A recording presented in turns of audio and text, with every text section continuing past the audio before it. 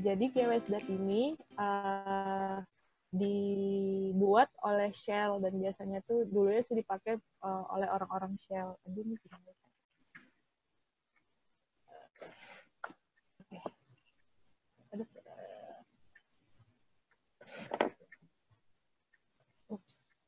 Nah, jadi GWS.dat ini ada 2 jenis. Jadi bisa diinstal di sistem atau di komputer masing-masing, atau ada yang online. Nah, ini kalau yang mau di-download add-ins-nya bisa, ada di link ini, atau kalau misalnya mau gampangnya, klik aja GWS.dat. Jadi nanti langsung keluar yang www.api.org. Nah, nanti bisa download di situ, terus ada manual user-nya juga di situ, dan cara-cara instalasinya ada di situ. Kemarin juga ada video cara instalasinya kan ya, Husna? Kemarin ada di YouTube nggak sih? Lupa. Halo? Terus ada juga GWS.dat yang online. Nah, yang online ini gampang, jadi nggak usah install R, nggak usah taruh di GWS.datnya di add-in Excel, tapi langsung kerjakan aja online, input datanya di sheet-nya online, dan udah langsung bisa dianalisa online. Jadi langsung keluar nanti kalau online. Cuman kekurangannya kalau yang online itu kadang kalau internetnya nggak cukup kuat, suka berat dan suka lemot gitu. Jadi kurang praktis aja. Jadi aku lebih menyarankan kalau diinstal aja di add-in Excel-nya. Dan itu nggak bikin komputernya berat kok, itu ringan banget. Karena itu cuman 2 atau 3 satu sheet aja, dan itu ringan lah pokoknya, gampang. Oh gitu. Halo, mau diulang aja nggak? Jadi ada 2 jenis GWS.dat ya tadi ya. Kalau bagi yang nggak dengar ya diulang lagi. Ya, jadi GWS.dat itu ada yang online, ada yang offline. Jadi kalau yang offline itu bisa download di www.api.org.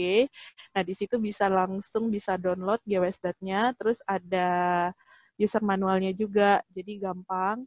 Terus di sana juga tertulis gimana cara instalasinya.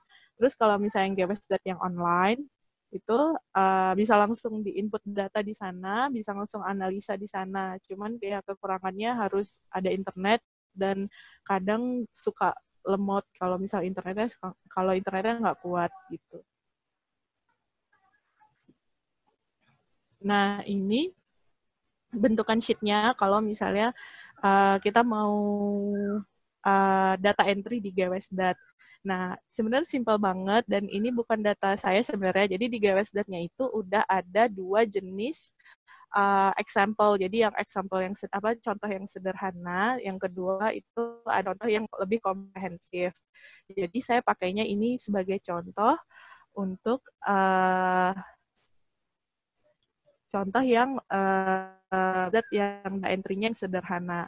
Nah, hal-hal yang diperhatikan kalau misalnya mau data entry itu, ini sederhana banget ya. Jadi kalau misalnya punya monitoring sumur atau monitoring well gitu, tinggal input aja namanya, well name-nya apa, terus konstituennya yang mau dimasukin apa. Misalnya mau masukin data nitrat atau sulfat, atau kita bahkan bisa masukin yang TPH atau yang NaPl gitu. Dan kita bisa masukkan kapan kita mengambil sampelnya, terus nilainya berapa, terus unitnya berapa. Nah, untuk flex-nya ini nanti saya jelasin belakangan. Nah, terus kalau untuk yang kolom yang satu laginya itu buat koordinat sumurnya. Jadi kalau misalnya sumur BH1 itu koordinatnya berapa. Dan sebenarnya kita di GWS.dat ini bisa pilih tipe aquifer. Cuman kelemahannya kalau GWS.dat itu nanti dia bakal ngerunningnya per aquifer. Jadi aquifernya itu nggak bisa di-running dalam satu waktu. Jadi kita harus pilih mau running aquifer yang mana. Jadi kalau misalnya aquifernya nggak ada, misalnya itu unconfined aquifer, jadi ya udah kosongin aja, nggak usah nggak usah diisi juga nggak apa-apa. Terus nanti masukin koordinat unitsnya itu dalam bentuk meter. Nah, di GWS.dat juga kita bisa import GIS, import peta. Jadi tinggal di copy aja di mana peta kita itu berada di komputer kita, terus nanti dia akan nge-import sendiri otomatis. Nah, terus ini tentang Flex ini ya. Flex ini tuh salah satu fitur yang kalau misalnya nih, misalnya tuh kalau misalnya omit gitu. Omit tuh kalau misalnya kita nggak mau masukin data yang itu. Misalnya datanya agak anomali gitu. Jadi membuat visualisasi kita tuh agak aneh gitu. Jadi datanya bisa di-omit. Jadi di-omit nanti GWS-nya nggak akan masukin ke perhitungan. Nah, itu ada yang Redox, ada Notin and Apple, ada EAC. Nah, itu ada macam-macam sih. Tapi biasanya kalau misalnya nggak ada yang fitur, nggak ada mau masukin fitur-fitur yang aneh di sumurnya itu, ya kosongin aja juga nggak apa-apa. Tapi biasanya kalau saya tuh suka makainya yang omit. Jadi kalau ada yang agak anomali, jadi saya omit aja datanya. Nah, ini fitur yang online ya. Jadi di online itu bisa langsung masukin juga seperti yang di Excel. Nah, jadi kalau misalnya udah dimasukin data entry-nya, itu langsung aja ke GWS.analysis. Nah, nanti di GWS.analysis kita bisa pilih yang monthly, atau bisa tahunan, atau yearly. Terus, groundwater level-nya itu kan seperti yang sebelumnya, kita kan masukinnya macam-macam ya, ada berperiode gitu. Jadi per periode groundwater levelnya kan untuk satu sumur di setiap periode kan bakal beda-beda. Nah, itu kita bisa pilih kita mau rata-rata atau median atau yang maksimal atau yang minimal. Nah, terus oh ya sebelumnya juga balik lagi. Terus kalau misalnya ada data yang nol gimana gitu. Jangan pernah masukin nol di result-nya ini, karena nanti GWS data nggak akan bisa menghitung. Jadi kalau misalnya nol itu masukin aja n di less than 1 gitu. Jadi masukin non-detect kecil dari 1. Atau masukin aja kecil dari 1 gitu. Jadi jangan masukin nol, karena dia nggak akan bisa ngitung kalau kita masukin nol gitu. Jadi yang ini half of ND value ini kalau misalnya ada yang misalnya di data air tanahnya itu ada yang kadang below LOR, atau below LOR tuh below laboratorium detection gitu. Jadi misalnya LOR-nya laboratoriumnya 0,05 mg gitu. Jadi kita bisa masukin di GWS-nya half of ND value. Jadi nanti sih kalau kita masukinnya kurang dari kurang dari ND kurang dari 1, nanti dia masukinnya setengah dari yang itu gitu.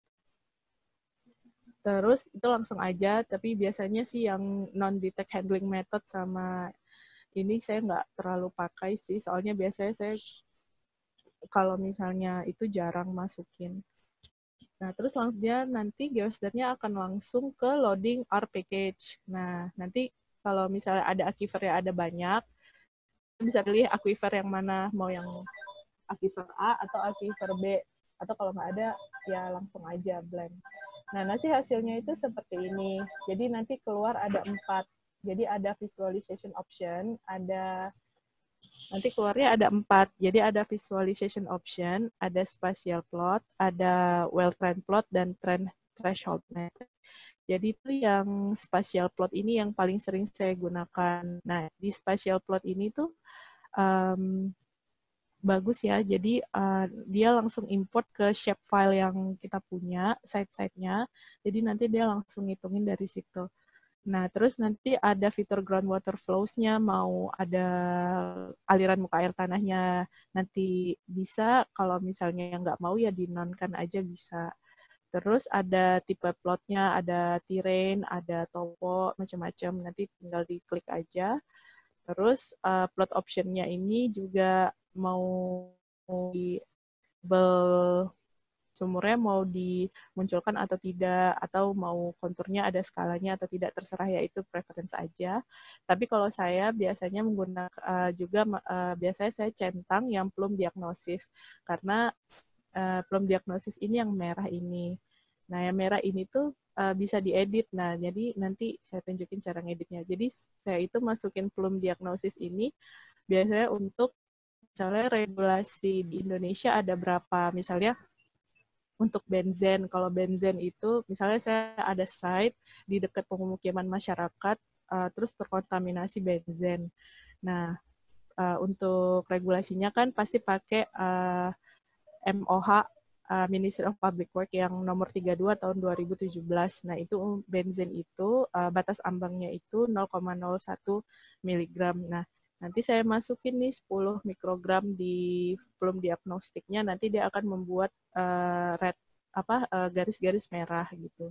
Jadi yang di dalam garis-garis merah ini ya inilah plumnya yang 10 mikrogram tadi yang batas ambang dari regulasi yang ada di Indonesia. Terus kita bisa juga custom, jadi kayak visualisasinya tuh bisa kita ganti-ganti ya. Jadi mau sumur yang tertentu aja, atau mau satuannya dirubah, atau time step-nya mau diganti, itu juga bisa. Terus ada well trend plot-nya, nanti next. Terus ada trend threshold metric. Nah, ini yang cara mengedit plum threshold tadi. Jadi ada fitur yang paling ujung di GWSDAT itu nanti plum diagnostic, terus kita edit plum threshold-nya, terus kita masukin misalnya etil benzen itu 10 mikrogram. Jadi nanti muncul 10 garis merah seperti ini. Nah, itu sih yang biasanya saya pakai. Nah, ini threshold indicator matrix itu tuh sebenarnya indikator tambahan untuk melihat apakah site itu bagaimana 1 tahun atau 2 tahun ke depan gitu. Jadi nanti hasil dari perhitungan GWSDAT-nya nanti dia akan memunculkan ini. Jadi kalau misalnya munculnya banyak yang biru, berarti mungkin dia akan double plumnya. Jadi si GWSDAT ini juga menghitung plum yang kita mau gitu. Misalnya plum, kalau misalnya saya contohnya misalnya plum saya itu enapel atau benzen atau toluen, nah nanti saya bisa masukin. Nah nanti dia akan menghitung plumnya toluen atau benzen itu berapa, terus nanti kedepannya akan bagaimana. Tapi sebenarnya saya agak jarang sih pakai yang ini.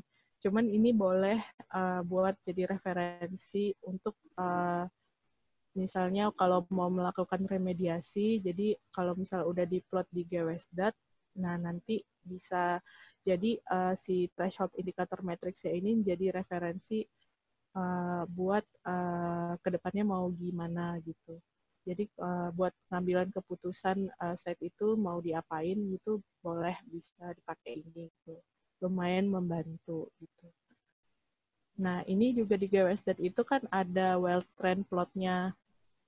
Nah well trend plot-nya ini dia langsung ada gitu, jadi langsung terhitung sama seperti yang visualisasi saya yang tadi, cuma nanti cara bacanya itu yang warna biru ini itu data yang sebenarnya, itu data yang kita masukkan. Nah, jadi kalau untuk satu sumur itu kadang kalau misalnya kita ngambil nitrat gitu, kadang yang ngambil sampel sekarang ada, yang ngambil besoknya kadang nggak terdetek nitratnya, ya kita masukinnya below 1 tadi. Nah, jadi yang oren-oren ini itu data-data yang tidak terdetek, jadi dianggapnya rendah. Nah, nanti di geostat-nya juga dia menyediakan kayak 95% confidence actual mean, jadi kayak rata-ratanya itu, jadi dia akan membentuk pola.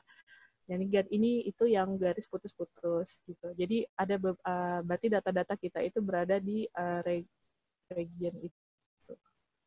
Nah, jadi si geostat-nya juga nanti ada fitur yang compile semua mengcompile semua grafik juga ada. Jadi gampang dan jadi nggak usah bikin satu-satu gitu. Jadi dalam hitungan menit itu semuanya udah ada, dan GeoSDAT ini itu enaknya itu langsung bisa convert ke PowerPoint gitu. Jadi nggak usah repot simpen di JPEG dulu gitu.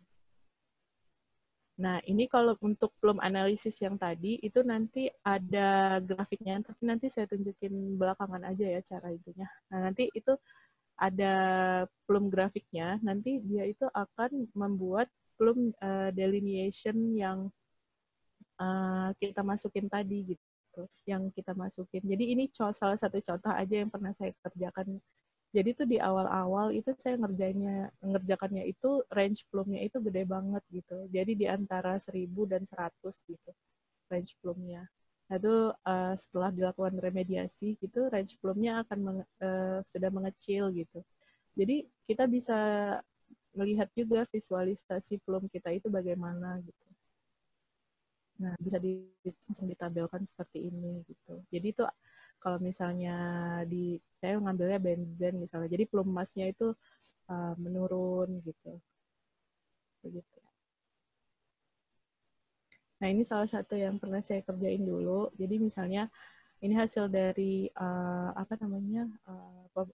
visualisasi dari GWSDAT itu ya. Jadi di tahun 2013 gitu, jadi benzennya itu banyak banget, besar gitu, 2014, 2015, dan 2016 itu mulai mengecil. Gitu. Ya jadi bagus gitu, visualisasinya tuh lebih tertata dan lebih rapi aja gitu.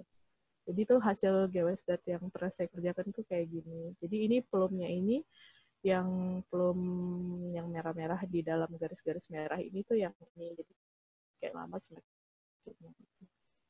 itu sih. Tapi sekarang saya mau ngobrolin kelebihan dan kekurangan GWSDAT. Sebelumnya kalau misalnya mau pakai GWSDAT itu jangan pernah membandingkan GWSDAT ini dengan tool air tanah yang lebih advance seperti Visual Mode Flow atau VFlow. Nah, soalnya memang beda karena GWSDAT ini perhitungannya juga memakai R. Kalau misalnya Mode Flow itu kan lebih advance gitu perhitungannya dengan perhitungan air tanah yang benar.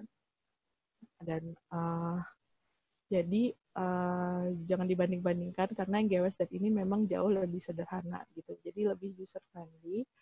Terus kalau misalnya mau datanya banyak, misalnya mau menganalisa data air tanah yang banyak sekali, tapi dalam waktu cepat itu lebih bisa GWSDAT gitu. Dan dia akan menyederhanakan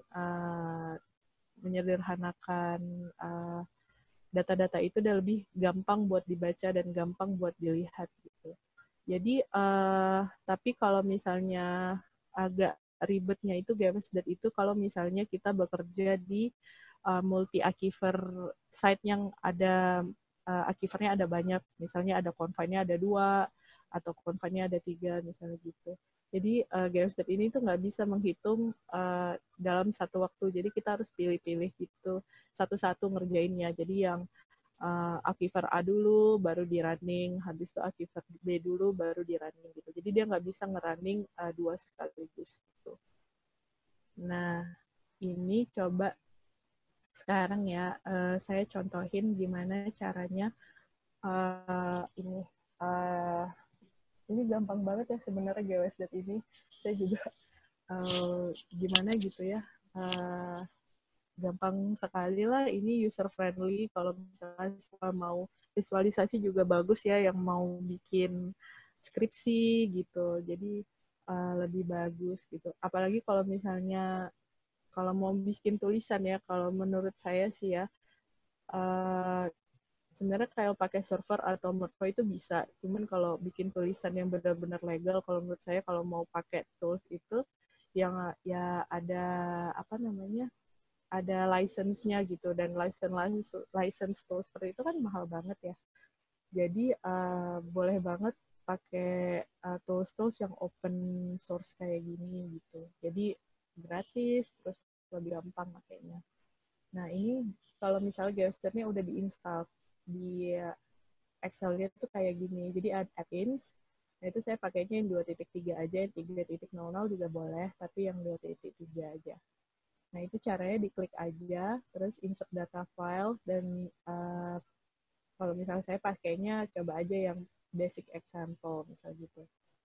Nah, yang basic example, ini basic example.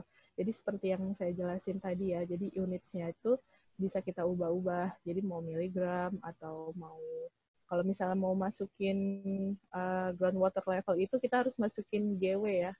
Jadi kadang suka saya suka GWS.nya nggak mau di running karena saya nulisnya groundwater gitu. Kadang ya emang gitu sih agak tricky ya. Jadi kita harus masukinnya GW gitu, dan itu di unitnya masukinnya level gitu. Level atau meter juga bisa atau feet juga bisa. Tapi harus masukin GW itu kayak kode kalau itu groundwater level. Terus kita bisa masukin kayak toluen, benzen, kayak hidrokarbon gitu juga bisa, atau yang kayak yang lain juga bisa kayak nitrat, yang lain-lain terserah aja lah pokoknya. Nah ini untuk masukin koordinatnya. Nah ini buat unitnya seperti biasa, dan ini mau masukin shapefile. Aduh, kalau yang ini nggak ada shapefile-nya ya, tapi nggak apa-apa lah. Nah, terus cara analisisnya itu gampang banget. Jadi tinggal GWS analysis. Nah, ini yang saya bilang tadi. Jadi bisa monthly, bisa quarterly, atau all dates juga bisa, tergantung, terserah. Nah, ini yang groundwater level tadi, bisa min, median, min, max, terserah aja. Terus klik OK. Nah, terus udah klik OK. Nah, klik OK, terus R-nya bakal ngitungin kayak gini. Ditunggu aja.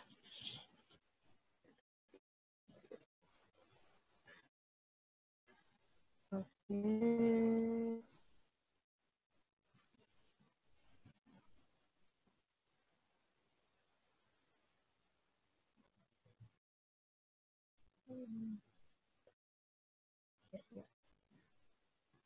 Nah, nanti keluarnya jadi kayak gini.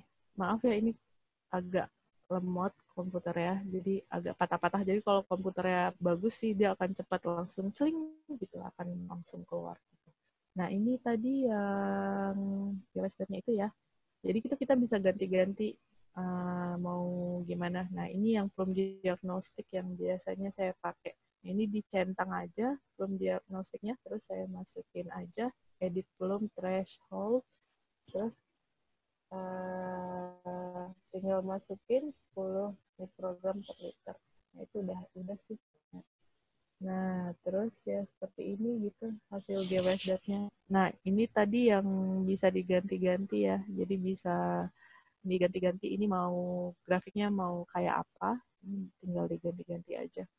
Dan ini ada threshold statistikalnya juga bisa mau kayak apa gitu, tinggal sesuai seperti yang diinginkan aja. Nah, ini kalau misalnya mau tahu color key-nya kadang suka lupa kan, ini bagaimana gitu. Jadi yang biru itu non-detect data, tapi yang hijau itu strong downward trend gitu. Jadi tinggal dibaca lagi aja kode-kode warnanya apa. Terus kalau misalnya mau mau dipresentasiin ke klien atau ke bos gitu, atau buat report itu gampang, tinggal kontur PPT, terus dia langsung connect ke Microsoft PowerPoint. Jadi langsung seperti ini gitu.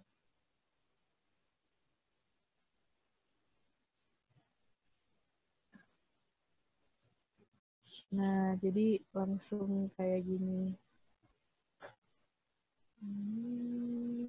Ya, nah jadi langsung kayak gini. Jadi langsung jadi sling gitu gambarnya tuh. Dan udah berskala, udah lengkap gitu. Jadi itu hasilnya kayak gini. Gitu ya. Dan biasanya kalau misalnya saya mau jadiin ini animasi, biasanya saya save all semua gambarnya, terus saya jadiin GIF. Jadi jadinya animasi bergerak gitu jadinya. Jadi bagus. Begitu sih kira-kira cara pakai GWS, dan itu gampang banget kan, ini user friendly banget, jadi gampang lah, bisa semua orang bisa pakai gitu. Udah sih Husna, gitu aja secara cara pakai GWS. Halo Kak Aci. Iya, gitu sih udah. Kak tadi belum ke share screen Kak yang GWS datanya.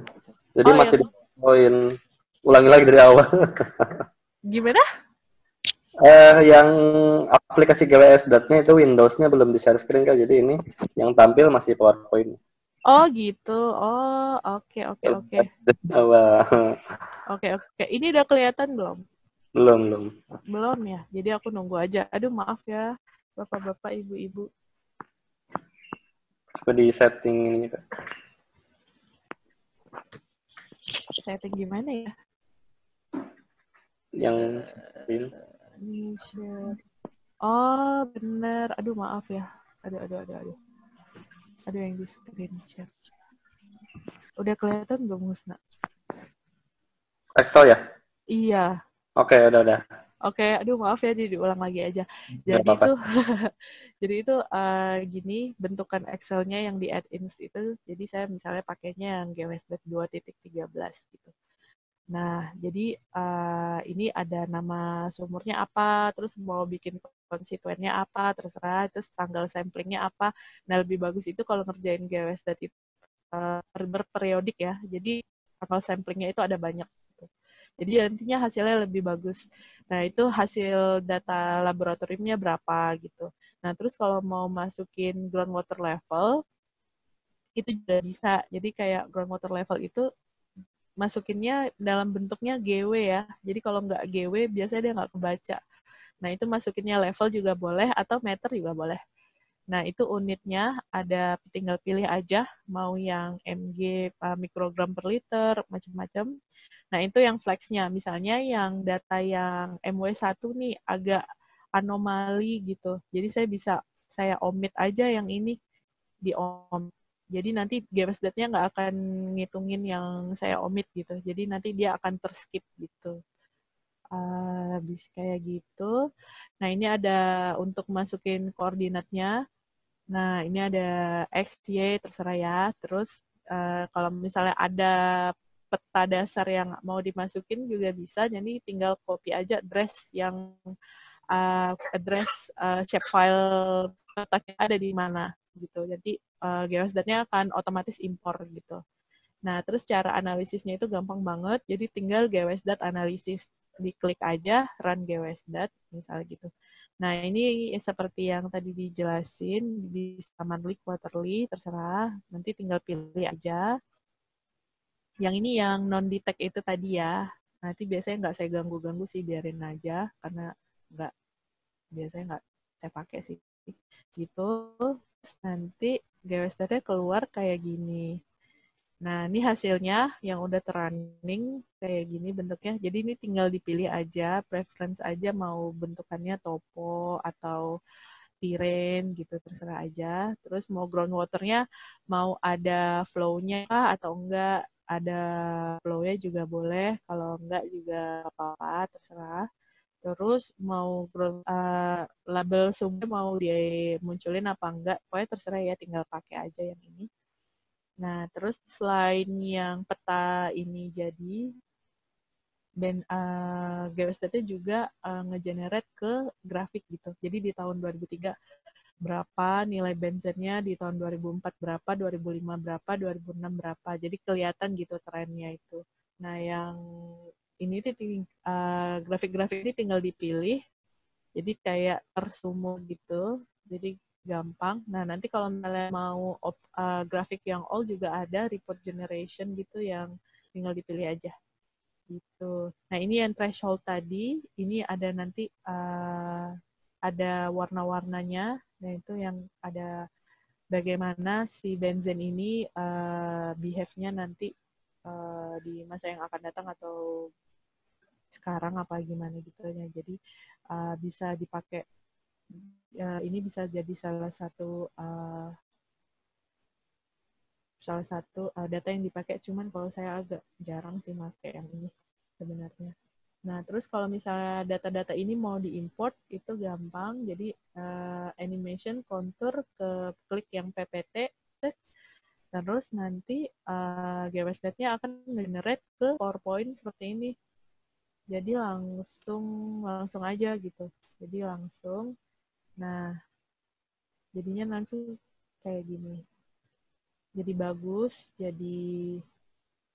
lah. Nah, jadi kalau misalnya mau dianimasiin juga bisa sih. Kayak gini. Gitu. ngerjain geostat ini nggak lama ya, cuman beberapa menit bisa langsung jadi gitu. Jadi gampang banget kalau misalnya lagi di lapangan, pengen data yang cepet buat ini ya langsung jadi gitu. Terus kalau belum diagnostik tadi kayak gini cara editnya gitu. Jadi kalau misalnya mau mengedit garis ambang batas juga bisa di situ gitu. Gitu aja sih Usna, gampang kan? Kayak gampang sekali ini.